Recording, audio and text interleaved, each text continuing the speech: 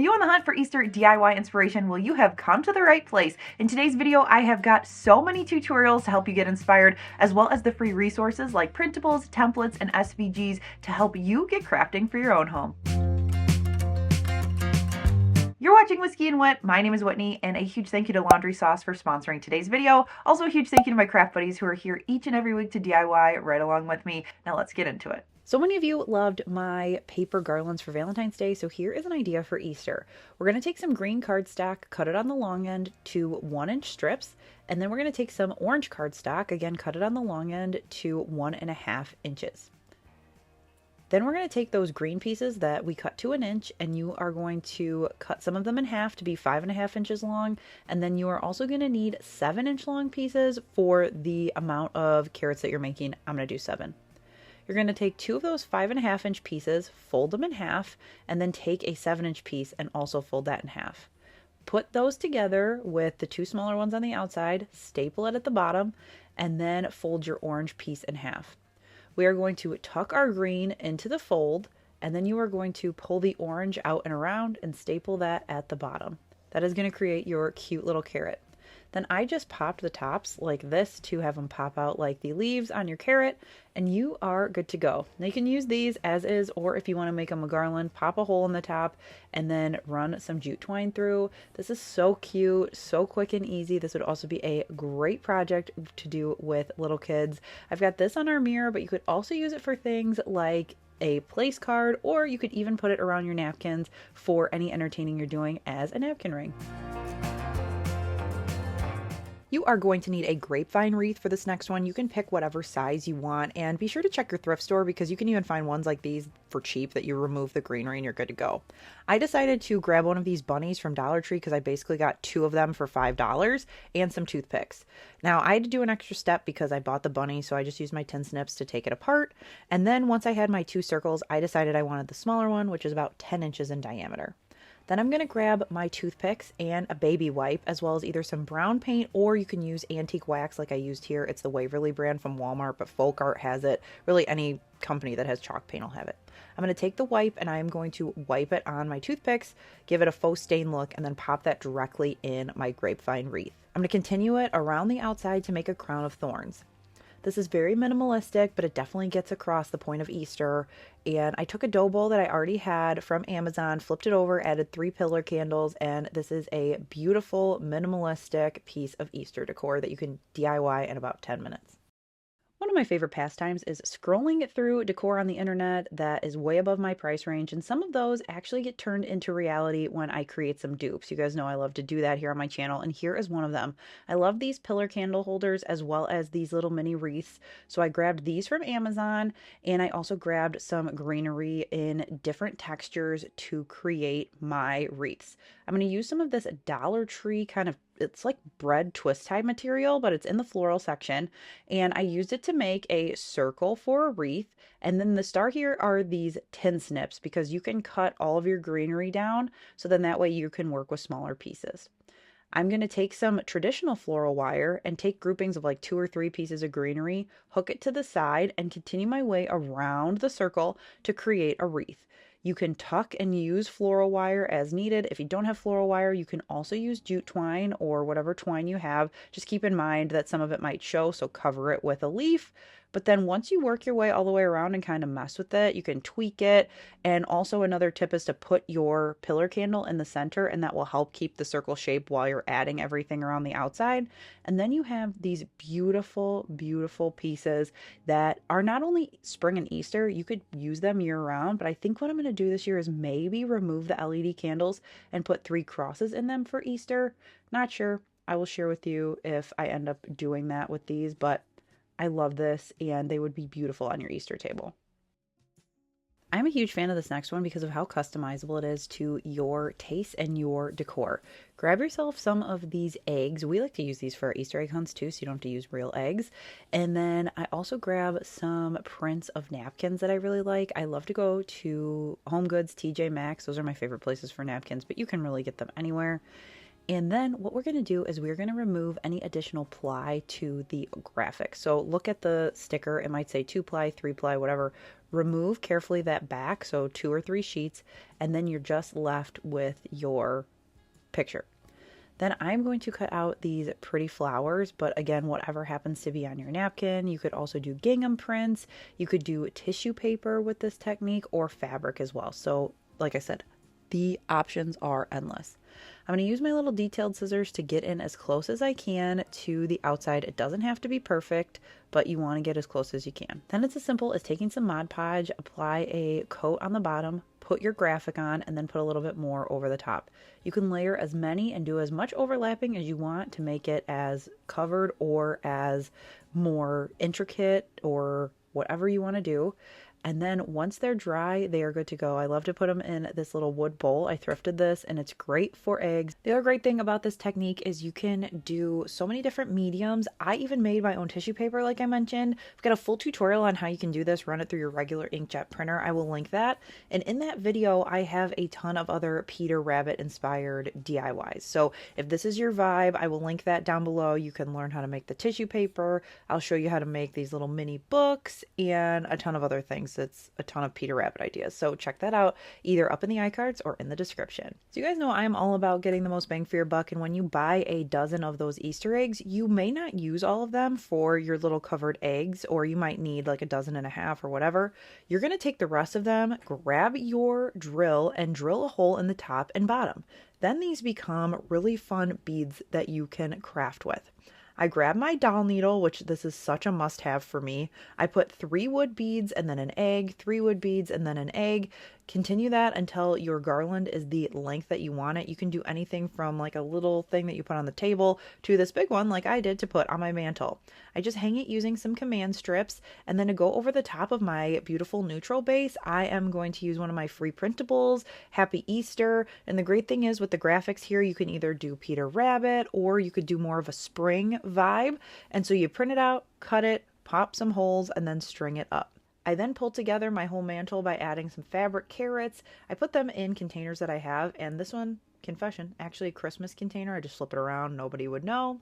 I've got everything kind of staggered. I just make sure to focus on different colors and different heights, and I love how this comes out every year, and it's pretty plug and play because I love it, so I do the same thing every year.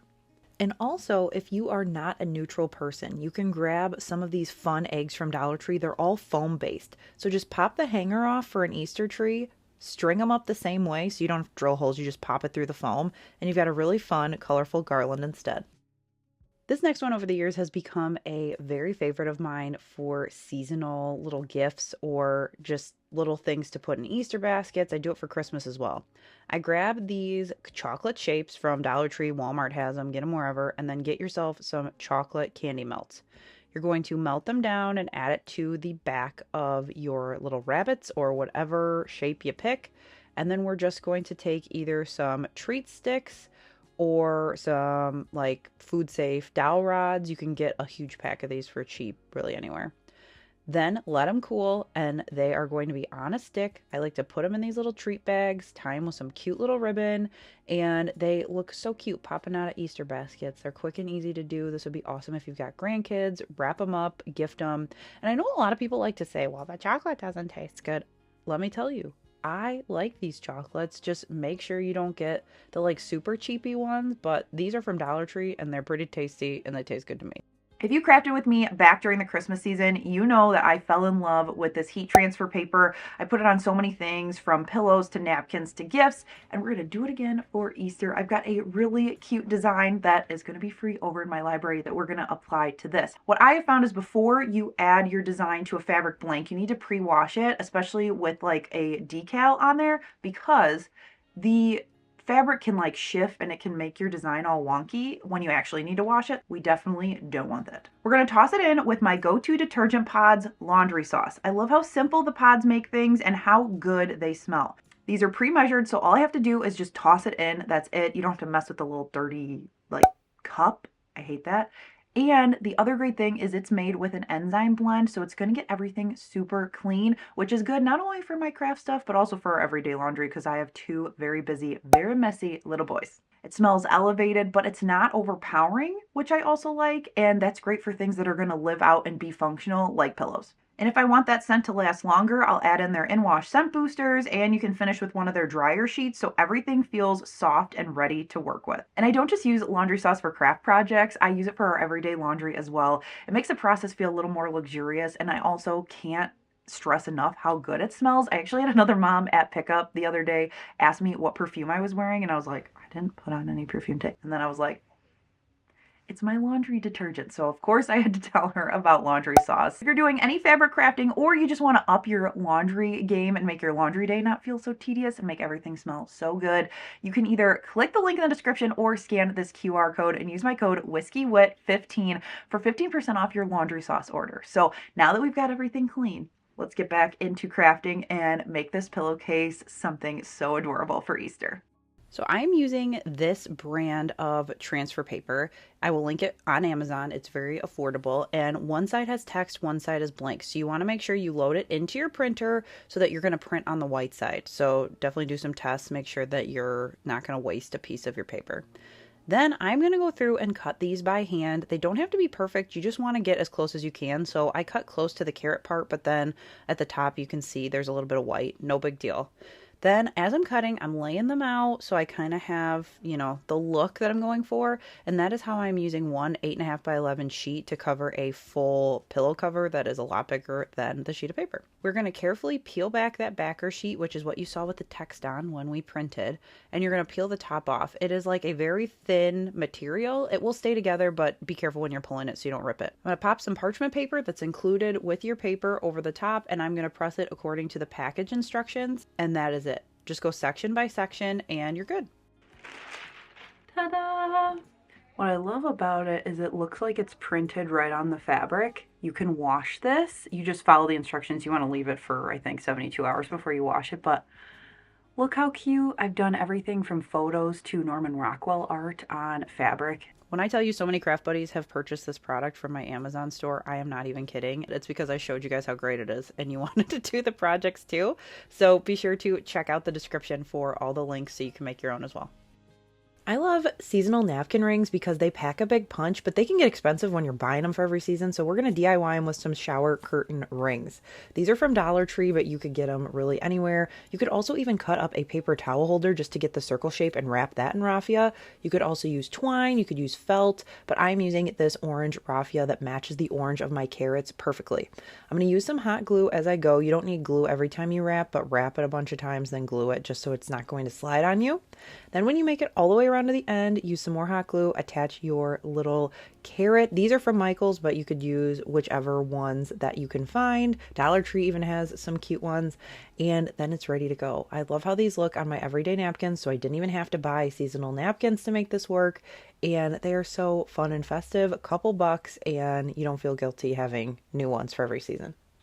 Talking about napkin rings makes me think of my favorite setup every year for Easter that we do, and that is my Peter Rabbit dining room table setup. I start with my Easter tablecloth. I found this at Walmart a couple years ago. It's perfect. And then I top it with a faux grass runner from Dollar Tree.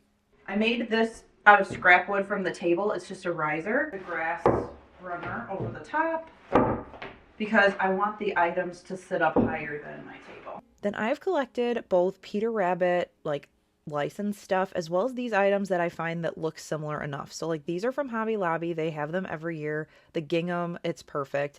I grab cheap Dollar Tree pots as well as cheap Dollar Tree fabric carrots. I got some from Hobby Lobby, and then Michael's had this really cute bunny bait pick that I just cut the bottom off and it totally fit the theme. Then I get a kick out of setting it up. I take a picture every year, but I really just like to do different layouts of the little pots. So I do some sitting up straight, some to the side. I've got some spilling out with carrots. You kind of just want to play around with it, and it's one of those things that I'll tweak a couple times, kind of like my Christmas tree before it's set. I filled out the tablescape with some of these super sale cups from Hobby Lobby, as well as these scalloped plates from Dollar Tree. I love these. They come in a ton of pastel colors in packs of 6, and I love to do that, plus my little pastel napkins. You could do a wood napkin ring or those ones we just made, and it's a 1, 2, 3 stack up on any of the plates in China that you already have, plus a plastic cup, because with little kids, it is nice to not have breakable stuff. Those eggs are from Dollar Tree, and another Dollar Tree win for this setup is some seed packets. I love these because you can put them in the containers, you can put them around the containers, and it is just a fun way to add to the overall theme. I did see some really cute lettuce plates at Hobby Lobby recently, but they were $11.99 a pop, so a little pricey for me for my setup, but if you want to go that full route, you can do that as well. I also love incorporating faux florals that don't look fake. So these tulips are from Walmart last year, but a bunch of places have hopped on the bandwagon. And there you have it, the cutest little Easter setup. Like I said, this brings me so much joy, and I will link everything down below that I can if you would like to recreate this for either your Easter setup or if you are doing a Peter Rabbit baby shower theme. And then to go with that, we have this little bar cart by our window in our dining room. I usually do a dough bowl with some fabric carrots, and then I love this little metal sign that I got from Dollar Tree. These are my favorite faux flowers ever from Michaels. They look so real, so pretty in the vase. I will link them if they have them back in stock. They sell out like hotcakes every year. And then this garland is just another Dollar Tree find. Hang that up, and the whole room is nice and themed.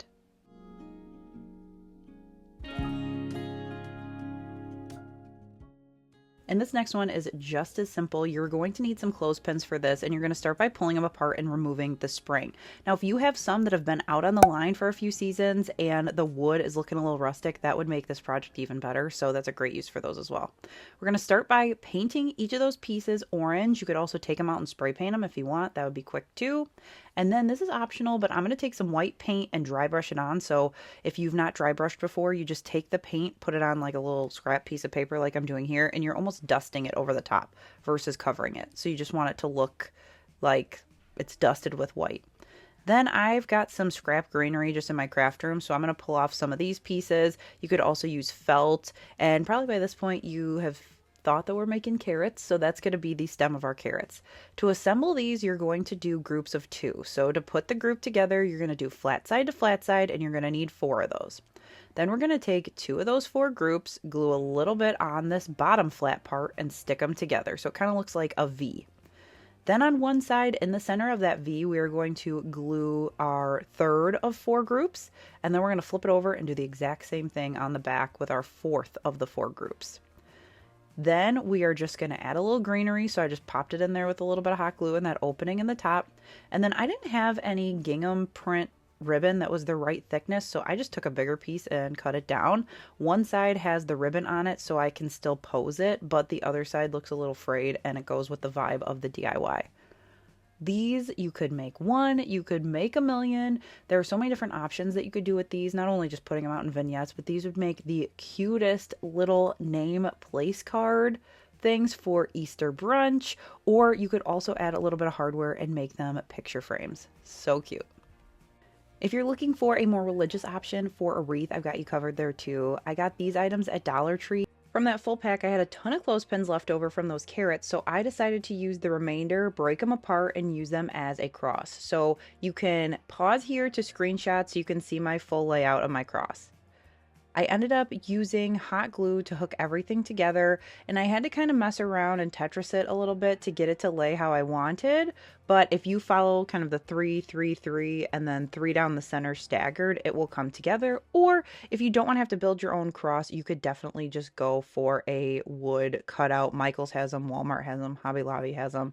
So you can either make your own with these to keep it really inexpensive, or just buy one if you want to save yourself the hassle. Once I had my cross put together, I stained it similar to how I did with the crown of thorns earlier in the video with a little bit of brown paint and a wipe. I also had to use a paintbrush to kind of get in the cracks and then wipe that off. While the cross dried, I cut some strips of felt to go over the cross, and you can do as many colors as you want. You could do purple and then white. Purple is for the 40 days of Lent, and then the white you can swap out for Easter, or you could leave it plain. So that's an option to customize. And then I decided to use hot glue on this plastic backer of this Dollar Tree wreath to glue on my cross, and it worked out that I had the 2 little pieces jutting out at the bottom. You're not going to see it. And then I also used a couple extra clothespins so that I could make sure it was hooked good to the wreath so it wasn't going to be falling off when I hung it up.